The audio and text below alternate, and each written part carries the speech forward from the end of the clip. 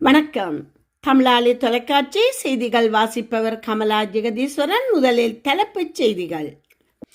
பெற்றோரை காப்பாற்ற முயன்ற மகள் பரிதாபமாக மரணம். 24 மணி நேரத்தில் மீண்டும் ஹோர்மோஸ் நீரணியை மூடிய ஈரான். லெபனான் தாக்குதலுக்கான பதிலடி. இலங்கையில் தங்க நகை விற்பனையில் ஏற்பட்டுள்ள மாற்றம். கனடாவின் புதிய நடவடிக்கை. சர்வதேச மாணவர்களுக்கு விசேட சலுகைகள். காசாவில் இஸ்ரேல் தாக்குதல். அல் ஜசீரா ஊடகவியலாளர் முகமது விஷாஸ் பலி. மத்திய கிழக்கு மீண்டும் தீப்பிடிக்குமா? புதிய எச்சரிக்கை.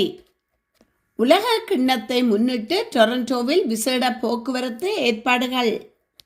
பாகிஸ்தான் சந்திப்புக்கு ஈரான் விதித்த நிபந்தனை. லிபரல் கட்சியில் இணைந்த 5வது எதிர்க்கட்சி உறுப்பினர். நிரந்தர சமாதானம் இல்லை, போர் மீண்டும் வெடிக்கும். அமெரிக்கா ஜெனரல் டான் ஹெயின் எச்சரிக்கை. இனி தொடர்கிறது விரிவான செய்திகள். முனராகலை பெல்லவாயா ஹந்தபானகல ஹென்ஹதா பகுதியில் மின்னல் தாக்கியதில் இளம்பெண் ஒருவர் உயிரிழந்துள்ளார். நேற்று மாலை இடம்பெற்ற இந்த சோகமான சம்பவம் அந்த பகுதி மக்களை பெரும் அதிர்ச்சியில் ஆழ்த்தியுள்ளது.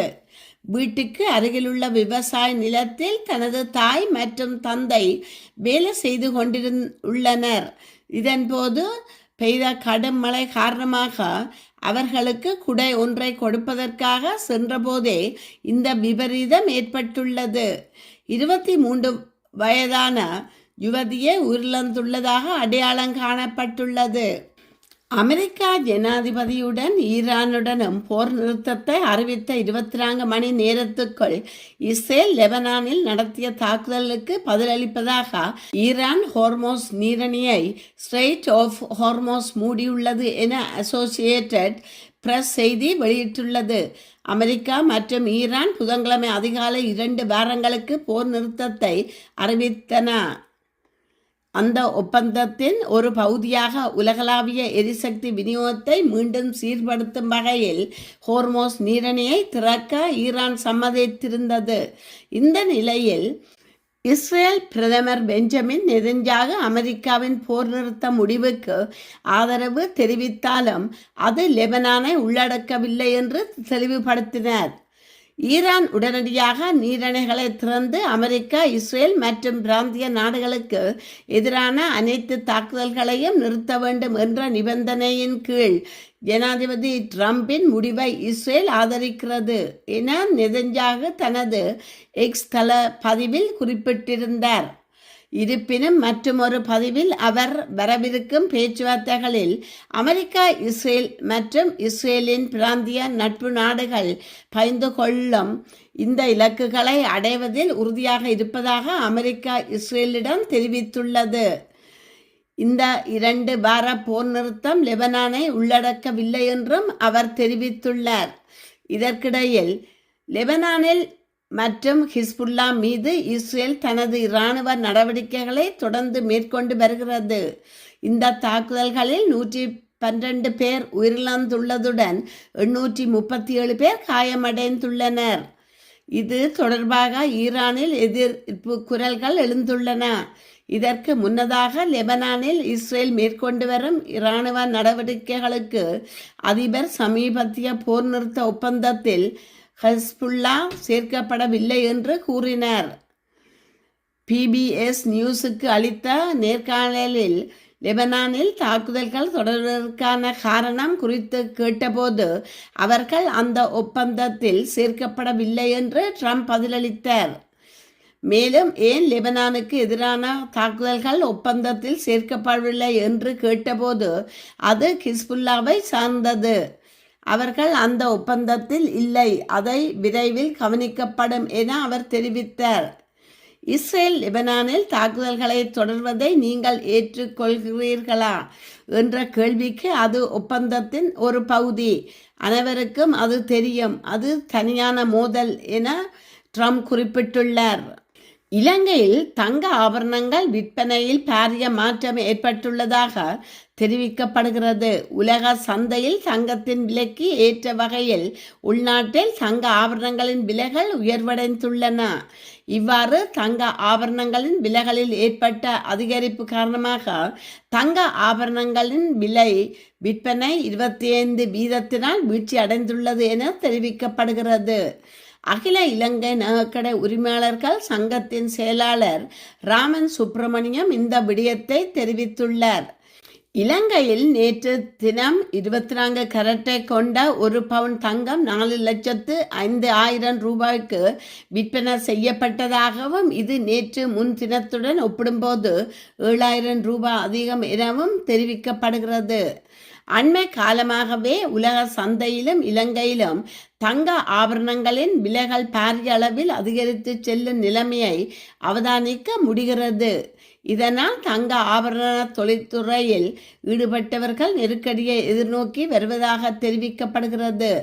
தங்க ஆபரணங்களை கொள்வனவு செய்வது வீழ்ச்சி அடைந்துள்ளதாக சுட்டிக்காட்டப்பட்டுள்ளது. மத்திய கிழக்கு நாடுகளில் நீடித்து வரும் போர் சூழல் பாதிக்கப்பட்டுள்ள சர்வதேச மாணவர்களுக்கு உதவும் வகையில் கனடாவின் முன்னணி பல்கலைக்கழகங்கள் பல்வேறு விசேட சலுகைகளை அறிவித்துள்ளன. இதன்படி குயின்ஸ் யூனிவர்சிட்டி, மெக்கில் யூனிவர்சிட்டி மற்றும் யூனிவர்சிட்டி ஆஃப் விக்டோரியா உள்ளிட்ட பல்கலைக்கழகங்கள் கல்வி கட்டணம் செலுத்துவதற்கான கால நீடிப்பு, பரீட்சைகளை ஒத்திவைக்கும் வசதி மற்றும் அவசர நிதி உதவிகள் போன்ற சலுகைகளை வழங்க முன்வந்துள்ளன. போரின் விளைவாக குடும்பத்தினரை அல்லது நிதி ஆதாரங்களை இழந்த மாணவர்களுக்கு உதவும் நோக்கில் இந்த நடவடிக்கைகள் முன்னெடுக்கப்பட்டுள்ளன. குயின்ஸ் பல்கலைக்கழகம் குளிர்கால கல்வி கட்டணங்களை அபராதமின்றி செலுத்த கால அவகாசம் வழங்கியுள்ளதுடன் விக்டோரியா பல்கலைக்கழகம் நிலுவை கட்டணங்களுக்காக மாணவர்களின் பதிவுகளை நிறுத்தாமல் பாதுகாத்து வருகிறது. மேலும் ஹாலிங்டன் யூனிவர்சிட்டி மற்றும் யூனிவர்சிட்டி ஆஃப் டொரண்டோ ஆகிய பாதிக்கப்பட்ட மாணவர்களுக்கு பரீட்சைகள் மற்றும் பணிகளுக்கான காலக்கெடுவை நீடிக்கும் சலுகைகள் வழங்கியுள்ளன. அத்துடன் போரால் மன அழுத்தம் அனுபவிக்கும் மாணவர்களுக்கு மனநல ஆலோசனைகளும் மற்ற ஆதரவு சேவைகளும் விரிவுபடுத்தப்பட்டுள்ளன. இஸ்ரேல், ஈரான், பாலஸ்தீனா, லெபனான் மற்றும் சிரியா உள்ளிட்ட நாடுகளைச் சேர்ந்த மாணவர்கள் இந்த சலுகைகளை பெற முடியும் என தெரிவிக்கப்பட்டுள்ளது. இதேவேளை யூனிவர்சிட்டி ஆஃப் டொரண்டோவின் பட்டதாரி மாணவர் சங்கம் கடுமையான நிதி நெருக்கடியில் உள்ள மாணவர்களுக்கு $1,000 வரை அவசர உதவித்தொகை வழங்க தீர்மானித்துள்ளது. கனடிய பல்கலைக்கழகத்தின் இந்த மனிதாபிமான முயற்சி போரால் பாதிக்கப்பட்ட நூற்றுக்கணக்கான சர்வதேச மாணவர்களுக்கு பெரும் ஆறுதலாக அமைந்துள்ளது. காசாவில் இஸ்ரேலிய படைகள் முன்னெடுத்து வரும் வான்வெளி தாக்குதல்களில் அல் ஜசீரா நிறுவனத்தின் ஊடகவியலாளர் முகமது பிஷா கொல்லப்பட்டுள்ளார். மேற்கு காசா நகரில் வெஸ்டர்ன் காசா சிட்டி இஸ்ரேலிய ஆளில்லா வானூர்தி ட்ரோன் நடத்திய ஏவுகணை தாக்குதலில் அவர் இலக்கு வைக்கப்பட்டுள்ளதாக மருத்துவ ஆதாரங்களை மேற்கோள் காட்டி செய்திகள் வெளியாகி உள்ளன. இது குறித்த தகவல்களை விரைவில் வழங்குவதாக அல் ஜசீரா செய்தி வெளியிட்டுள்ளது. லெபனானில் இஸ்ரேல் இழைத்த குற்றச்செயல்கள் மற்றும் போர் நிறுத்த உடன்படிக்கையை மீறியமைக்காக அந்த நாட்டுக்குள் தகுந்த தண்டனை வழங்கப்படும் என ஈரானின் சிரேஷ்ட அதிகாரி ஒருவர் தெரிவித்துள்ளார். அல் ஜசீரா ஊடகத்திற்கு வழங்கிய பிரத்யேக செவ்வியிலேயே அவர் இதனை தெரிவித்துள்ளார். தற்போது அமலிலுள்ள போர் நிறுத்த உடன்படிக்கையானது பிராந்திய முழுமைக்கும் பொருந்தும் என சுட்டிக்காட்டியுள்ள அவர் இஸ்ரேல் தொடர்ச்சியாக வாக்குறுதிகளை மீறி வருவதாகவும் அத்தகைய தரப்பினரை துப்பாக்கி தோட்டாக்கள் மூலமே கட்டுப்படுத்த முடியும் எனவும் குறிப்பிட்டுள்ளார். மத்திய கிழக்கில் ஏற்கனவே போர் பதற்றம் நிலவி வரும் சூழலில் ஈரானிடமிருந்து வெளியாகியுள்ள இந்த எச்சரிக்கையானது பிராந்திய பாதுகாப்பிற்கும் பெரும் அச்சுறுத்தலாக பார்க்கப்படுகின்றது. எதிர்வரும் ஜூன் மாதம் தொடங்கவுள்ள ஃபீபா உலகக்கிண்ண கால்பந்து போட்டிகளின் போது டொரண்டோ நகரின் போக்குவரத்தை தடையின்றி பராமரிக்கவும் பொதுமக்களின் பாதுகாப்பை உறுதி செய்யவும் போக்குவரத்து துறை அதிகாரிகளுக்கு கூடுதல் அதிகாரங்களை வழங்க மாநகர முதல்வர் ஒலிவியா சவ் தலைமையிலான செயற்குழு பரிந்துரை செய்துள்ளது. போக்குவரத்து துறையின் பொது மேலாளர் ஜூன் 10 முதல் ஜூலை 31 வரையிலான காலப்பகுதியில் எந்த ஒரு சாலையும் 90 நாட்கள் வரை தற்காலிகமாக மூட அதிகாரம் பெறுவர். வாகன நிறுத்தம் மற்றும் போக்குவரத்து விதிகளை உலக கோப்பை தேவைகளுக்கேற்ப தற்காலிகமாக மாற்றியமைக்க இவருக்கு அனுமதி அளிக்கப்படும். போட்டி நடைபெறும் நாட்களில் கார்டினர் எக்ஸ்பிரஸ்வே சாலையின் நுழைவு பாதைகளை குறிப்பிட்ட நேரங்களில் மதியம் 2 மணி முதல் இரவு 7 மணி வரை திறந்து வைக்க முடிவு செய்யப்பட்டுள்ளது. லிபர்டி வில்லேஜில் உள்ள டொரண்டோ மைதானத்தில் ஜூன் 12 முதல் ஜூலை 2 வரை 6 போட்டிகள் நடைபெற உள்ளன. சுமார் 3 லட்சம் சுற்றுலா பயணிகள் டொரண்டோவிற்கு வருவார்கள் என எதிர்பார்க்கப்படுகிறது. இதனால் நகரின் போக்குவரத்து 15% வரை அதிகரிக்கக்கூடும். நெதன் பிலிப்ஸ் சதுக்கத்தில் மினி கால்பந்து மைதானம் அமைக்கப்பட உள்ளது. அங்கு மே 18 முதல் ஜூலை 20 வரை மதுபானம் விற்கவும் அனுமதி வழங்க பரிந்துரைக்கப்பட்டுள்ளது. பாதஸ் ஹார்பர் பிராண்ட் ஆகிய வழித்தடங்களில் ஸ்ட்ரீட் கார் சேவைகள் அதிகரிக்கப்படும். கோ டிரான்சிட் ரயில்கள் 15 நிமிடங்களுக்கு ஒருமுறை இயக்கப்படும். உலக கிண்ண போட்டிகளின் போது போக்குவரத்து நெரிசலை குறைக்கவும் பொதுமக்களின் பாதுகாப்பை உறுதி செய்யவும் இந்த மாற்றங்கள் அவசியமானவை என மாநகர அதிகாரிகள் தெரிவித்துள்ளனர். லெபனானில் போர் நிறுத்தம் ஏற்பட்டால் மட்டுமே வரவிருக்கும் பாகிஸ்தான் சந்திப்பு நடைபெறும் என ஈரான் பிராந்திய மத்தியஸ்தர்களிடம் தெரிவித்துள்ளது.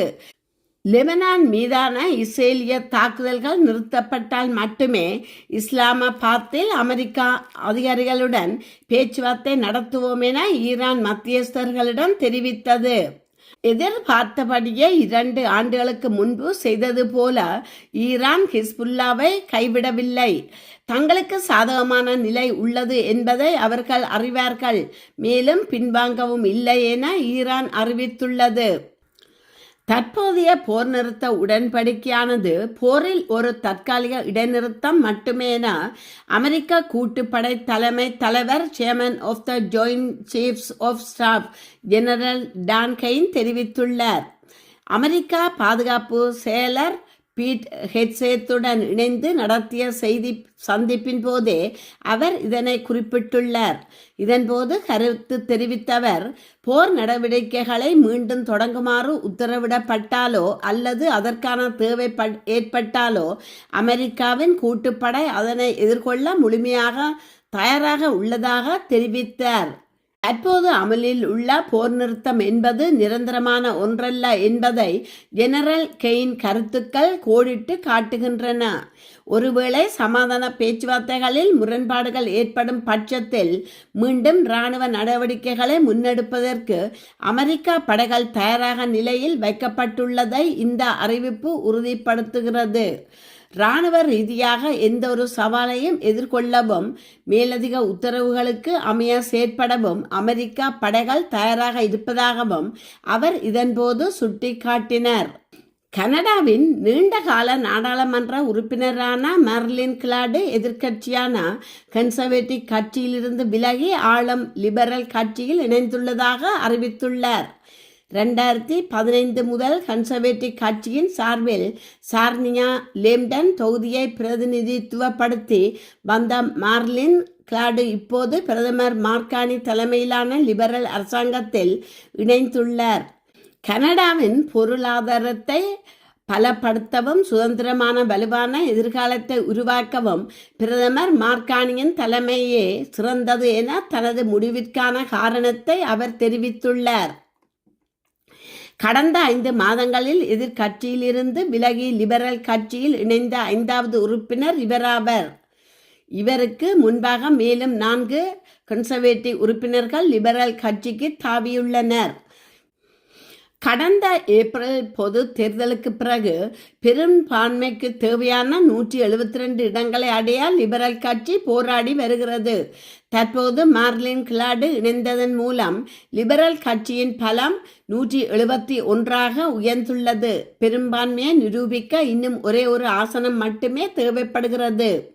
2021ஆம் ஆண்டு கோவிட்-19 தடுப்பூசி குறித்து மார்லின் கிளர்டு பேசிய கருத்துக்கள் சர்ச்சையை ஏற்படுத்தியிருந்தன. போலியோ நோயின் கோவிட் தொற்றை ஒப்பிட்டு பேசியதற்கு அவர் பின்னர் மன்னிப்பு கோரியிருந்தார். மார்லின் கிளர்டு பிரதிநிதித்துவப்படுத்தும் பகுதி கனடாவின் எண்ணெய் மற்றும் எரிவாயு உற்பத்தியில் முக்கிய பங்கு வகிக்கும் ஒரு தொழிற்பேட்டை தொகுதி என்பது குறிப்பிடத்தக்கது. கன்சர்வேட்டிவ் கட்சியின் கோட்டையாக கருதப்பட்ட இப்பகுதியின் உறுப்பினர் ஆளுங்கட்சிக்கு மாறியிருப்பது வரவிருக்கும் இடைத்தேர்தல்கள் மற்றும் அரசியல் நகர்வுகளில் பெரும் தாக்கத்தை ஏற்படுத்தும் என கருதப்படுகிறது.